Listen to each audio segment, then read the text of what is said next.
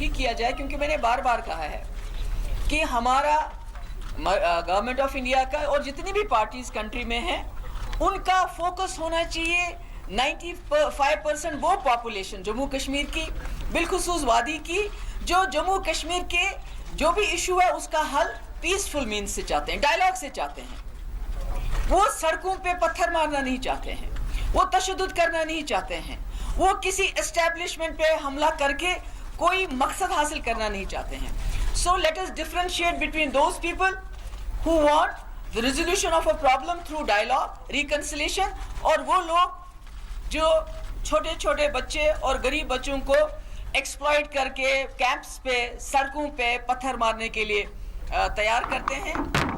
मुझे लगता है उसके बीच में हमें फ़र्क करना चाहिए।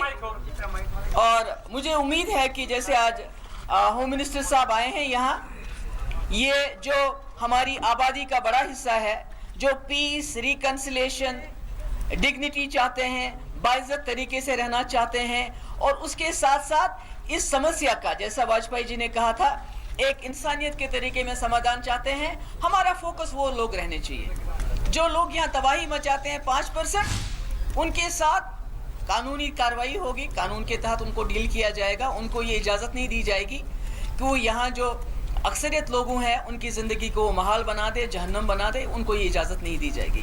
अब होम मिनिस्टर साहब अपनी बात करना चाहेंगे।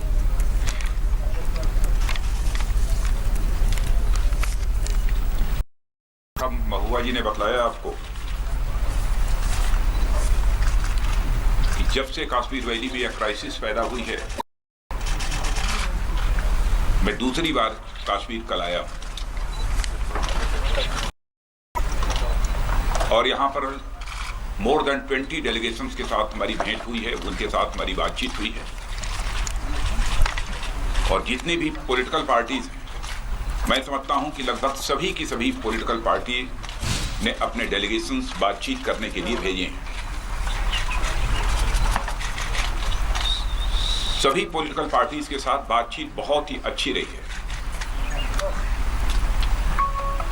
सभी यह चाहते हैं कि कश्मीर वैली में अमन अमान के हालात कायम हों, सबकी इच्छा है। मैंने भी सभी से पूरी तरह से सहयोग करने की अपील की है। मिलने वालों की संख्या के बारे में यदि मैं कहूं तो वह लगभग 300 के आसपास लोग कल से लेकर आज तक मुझसे मिले हैं और उनसे मैंने चर्चा की है। जो भी कश्मीर वैली के हालात हैं उसको लेकर हम लोग भी बेहद दुखी हैं।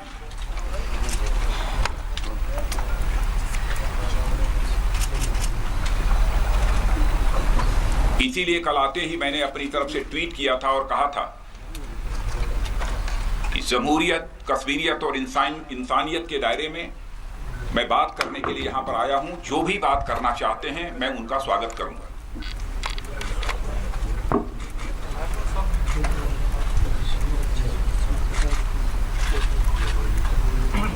जब कभी चाहे कोई कश्मीर का कोई नौजवान मारा जाता है अथवा हमारा सिक्योरिटी फोर्स का भी कोई नौजवान मारा जाता है, तो उससे हम सबको बेहद तकलीफ होती है।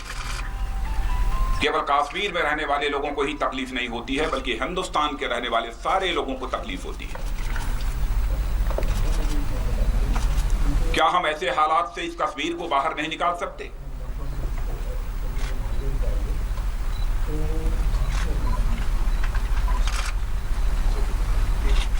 मैं सभी से यह अपील करना चाहता हूं, कश्मीर के रहने वाले सभी बहनों भाइयों से मैं अपील करना चाहता हूं कि हमारे कश्मीर के रहने वाले जवानों के फ्यूचर के साथ खिलवाड़ न करें।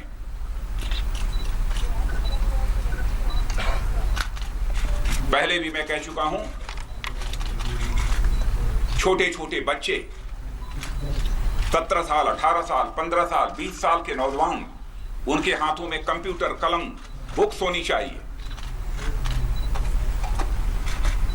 कौन लोग हैं जो उन्हें इजाजत देते हैं पत्थर उठाने की?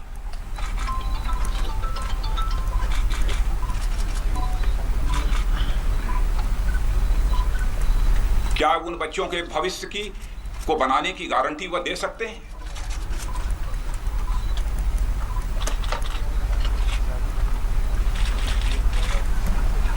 हम कश्मीर के बच्चों के फ्यूचर को हिंदुस्तान के बच्चों के, नौजवानों के फ्यूचर के साथ जोड़कर देखते हैं।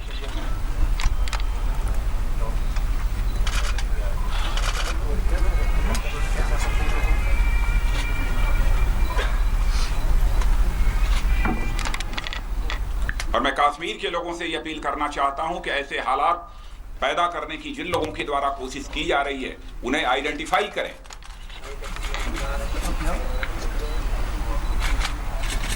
कुछ हमारे जो नौजवान किन्हीं कारणों से बहकावे में आकर यदि हाथ में पत्थर उठाते हैं, तो ऐसे नौजवानों को समझाने की कोशिश की जानी चाहिए। बच्चे बच्चे होते हैं।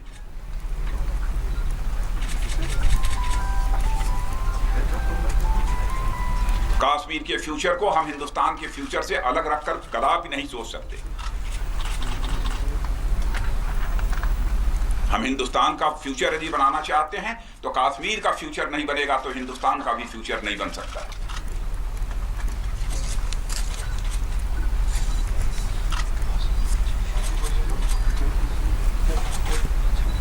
मैं समझता हूं पहली बार ऐसा हुआ होगा कि कश्मीर वैली में ऐसे हालात पैदा होने के बाद 1 महीने के अंदर भारत सरकार का गृह मंत्री 2 बार आया।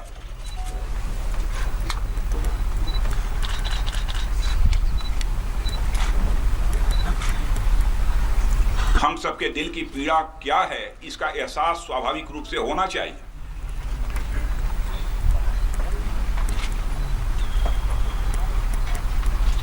मैंने जम्मू कश्मीर के मुख्यमंत्री महबूबा जी से यह कहा है, ऑल पार्टी डेलीगेशन भी हम लाना चाहते हैं यहां पर, और उसके लिए पूरी तैयारी यहां पर की जानी चाहिए ताकि ऑल पार्टी डेलीगेशन भी आकर यहां लोगों के साथ बातचीत कर सके। राशिद मत कीजिए, बात करने दीजिए, छोड़िए इनको।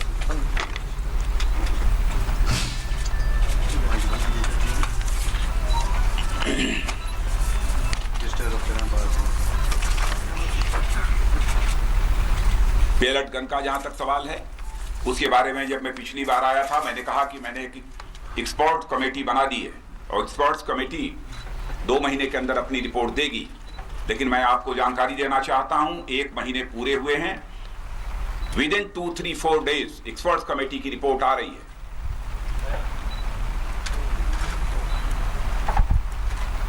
और विदिन फ्यू डेज हम लोग इस पेलट गन का एक विकल्प, इसका अल्टरनेटिव देंगे।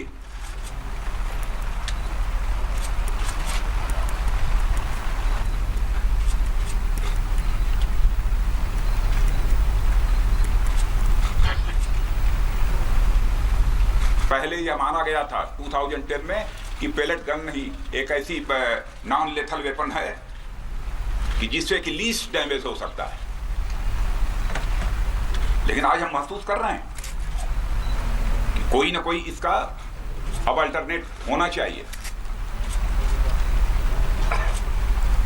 वैसे अपने सुरक्षा के जवानों से भी हम लोगों ने कहा है जितना अधिक से अधिक हो सके वो रेस्ट्रेंट बरतें, और मुझे जानकारी मिली है कि वो रेस्ट्रेंट बरत भी रहे हैं। लगभग सुरक्षा के जवान भी लगभग मोर देन 4,500 वह भी इंजर्ड हुए।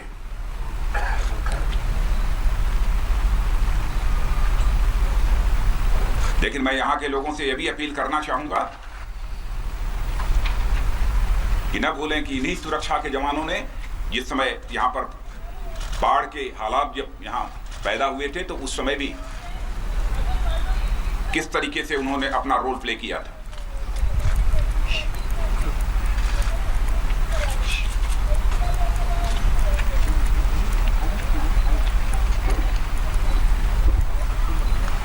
आप लोगों ने शायद देखा होगा कि आज के 2-3 दिन पहले मैंने लखनऊ से हिंदुस्तान के सारे नौजवानों से भी अपील की कि हमारा कश्मीर का कोई नौजवान हिंदुस्तान के किसी कोने में रहता हो, किसी भी एकेडमिक इंस्टीट्यूशन में पढ़ता हो, स्कूल में पढ़ता हो, उसकी हिफाजत करना, उसका मान सम्मान करना, उसके अंदर कॉन्फिडेंस डेवलप करना, ये हर हिंदुस्तान के नौजवान की जिम्मेदारी है। उसे अपना भाई समझें, अपने परिवार का सदस्य समझें।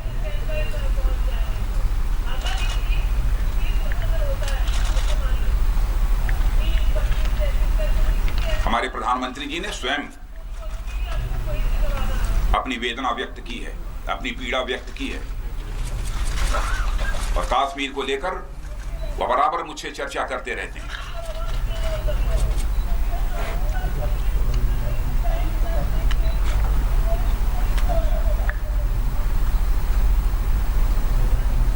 कश्मीर का हम लोग डेवलपमेंट करना चाहते हैं।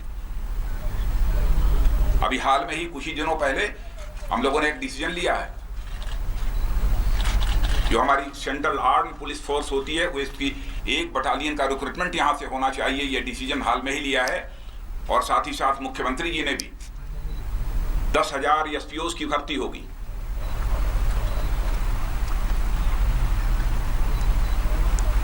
इतने कम समय में मैं समझता हूं कि देश के किसी राज्य ने फैसला नहीं किया होगा। आगे भी कुछ हम स्टेप्स लेंगे।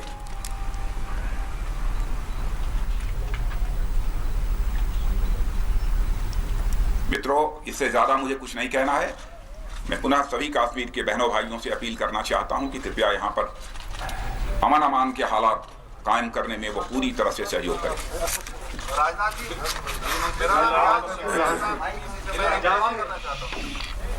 ये जो बीएसएफ की डिप्लॉयमेंट हुई है, क्या ये इस बात का एक्नॉलेजमेंट है कि सीआरपीएफ जो है उनसे इंडिसिप्लिन हुआ और बीएसएफ को अब सीआरपीएफ को डिसिप्लिन करने के लिए लाया गया? अब देखिए, अनावश्यक इन सब चीजों को लेकर डिस्प्यूट खड़ा करने का यह समय नहीं। मैं इतना ही कहना चाहूंगा कि फोर्सेस का डिप्लॉयमेंट पहले भी होता रहा है और इस समय भी हुआ है। संकेत नहीं, संकेत वगैरह, इसका संकेत ढूंढने की कोशिश ही नहीं करनी चाहिए ऐसे समय में।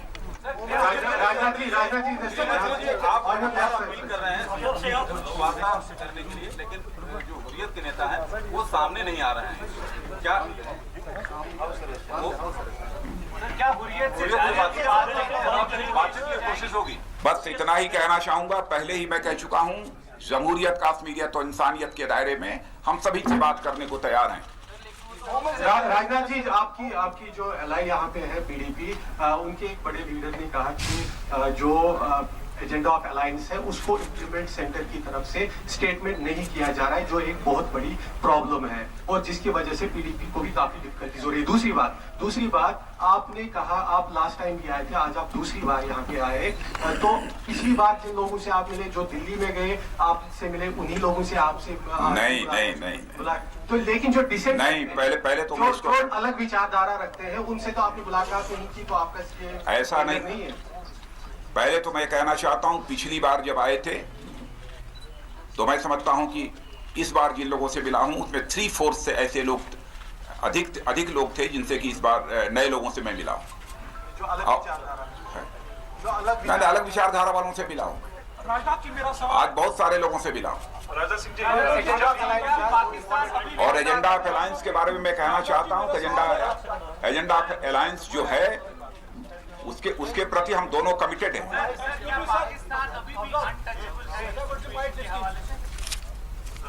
राजनाथ सिंह जी, आपने इतनी भी बात की, साहिबा ने भी जो बात की, आप लोग इस सारे मसले को सामाजिक मसले की तरफ से देख रहे हैं। आप ये समझते हैं कि शायद फैमिली डिस्फंक्शन है क्योंकि छोटे बच्चे पत्थर उठा रहे हैं। क्या आप ये नहीं समझते हैं कि सियासी मसला है, इसीलिए लोग बाहर आ रहे हैं, पॉलिटिकल मसला है, और उसके लिए आप क्या कर रहे हैं? मुजम्मिल एक्सक्यूज मी नहीं, मैं पहले मुझे करेक्ट करना है। मैंने ये नहीं कहा है, जो मैंने कहा कि 95% लोग पीसफुल तरीके से इसका रेजोल्यूशन चाहते हैं, that means there is a political problem, मगर 5% लोगों ने इसको हाईजैक किया है, तशद्दुद करके वो इस पटरी को रेल से उतारना चाहते हैं, बिकॉज कहीं भी दुनिया के कोने में आज तशद्दुद के लिए कोई जगह नहीं। अगर आपने किसी भी इशू को बदनाम करना है तो आप तशद्दुद पे उतर आइए, कोई आपकी बात नहीं सुनेगा।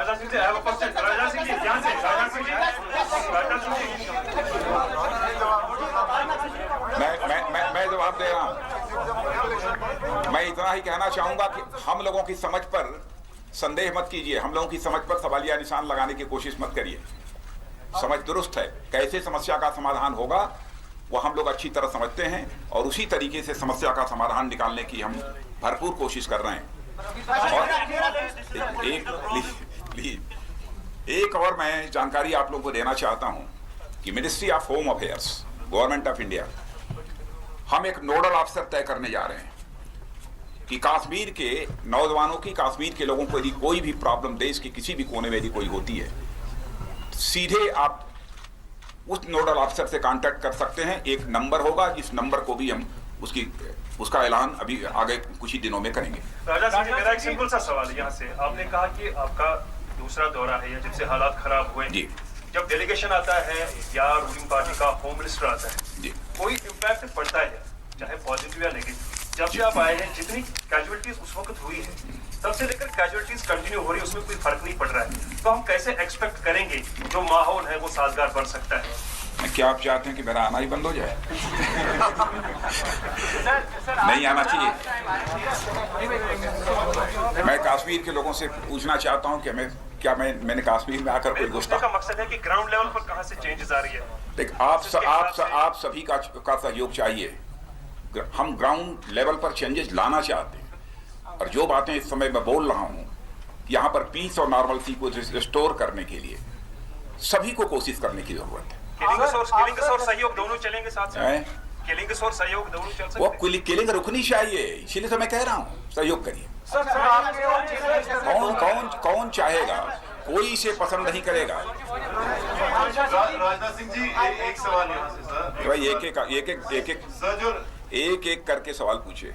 सर, जो रीजनल मेन स्ट्रीम पार्टीज हैं कश्मीर की, चाहे नेशनल कॉन्फ्रेंस हो, बीजेपी हो, जब गवर्नमेंट में आती है एक लाइन होती है सिचुएशन पे या जो भी हिस्टोरिकल बैगेज है, जब ऑपोजिशन में होती है एक और डिफरेंट है, they try to keep people into boats. आपको क्या लगता है कि वो भी एक ब्रॉडर जो प्रॉब्लम है उसका एक बहुत बड़ा हिस्सा है? मेन स्ट्रीम जो रीजनल पार्टीज है, पॉलिटिकल कंपल्शन के हिसाब से इस सेंसिटिव स्टेट को डील करती हैं अपने पॉलिटिकल कंपल्शन के ऊपर, वो रुकना चाहिए क्योंकि वो भी एक बहुत बड़ा हिस्सा है यहाँ की अनसर्टेनिटी और just to keep to people. Do you think that is one of the reasons? मैं समझता हूं कि यहाँ पर मुझे कोई एनालिसिस करने की कोई जरूरत नहीं है। मैं सभी का सहयोग चाहता हूं, सभी पॉलिटिकल पार्टी का सहयोग चाहता हूं। किसी भी पॉलिटिकल पार्टी के बारे में मुझे कोई एडवर्टाइजमेंट नहीं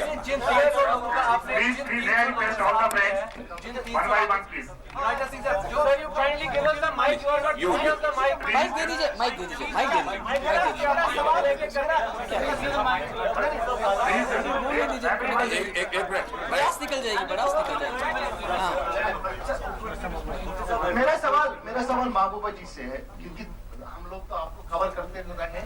2010 में भी ऐसी ही सूरत हाल थी, तो आपकी इंटरव्यूज हैं, आप बात करते थे और आपका स्टैंड बिल्कुल डिफरेंट था। आप उस वक्त ये बोलते थे कि इन बच्चों को क्यों बंद कर रहे हैं, हुर्रियत को क्यों बंद करके रखा, अस्पतालों में ऐसा क्यों हो रहा, मारदाड़ हो रही।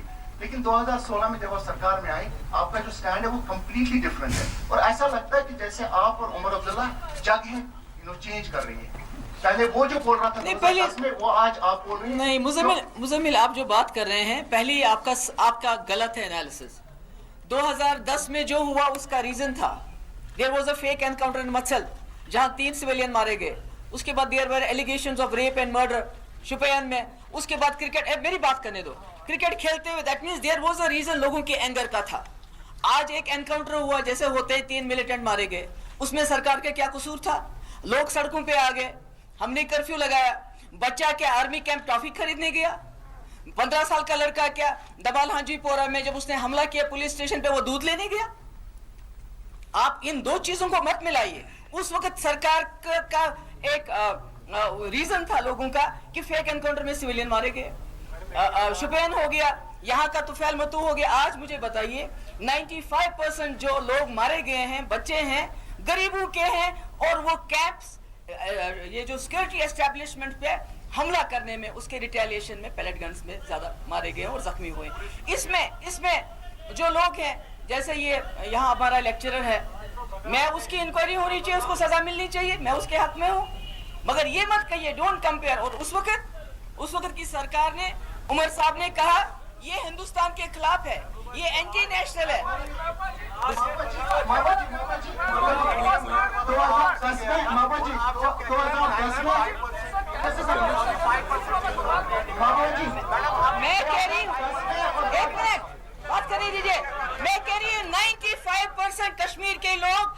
पीसफुल मीन से हल चाहते हैं, डायलॉग से चाहते हैं, मगर 5% लोग, क्योंकि बदकिस्मती से जो मिसक्रिएंट्स हैं हमारे बच्चों को शील्ड बना के फौजी कैंपस में हमला करवाते हैं। वो चाहते हैं कि छोटे बच्चे मर जाएं, अंधे हो जाएं। आपको समझ नहीं आती? एक चीज माता जी, सबसे बड़ी जो 2010 में, 2008 में, 2016 में लोग सड़कों पे आजादी मांग रहे हैं।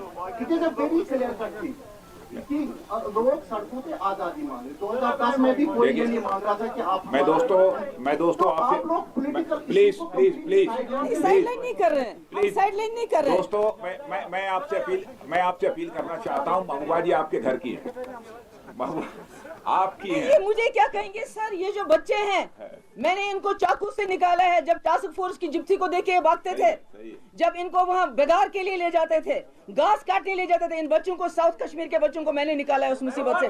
जब इनका कार्ड चेक किया जाता है, आज उनको कुछ लोगों ने भट्टी में डाल दिया है अपने नाजायज मकासद के लिए। मैं कश्मीर के इशू के साथ हूँ, रिजॉल्व होना चाहिए, डायलॉग होना चाहिए, मगर इस तरह पथराव से, कैंपों पे हमला करने से कोई मसला हल होने वाला नहीं है।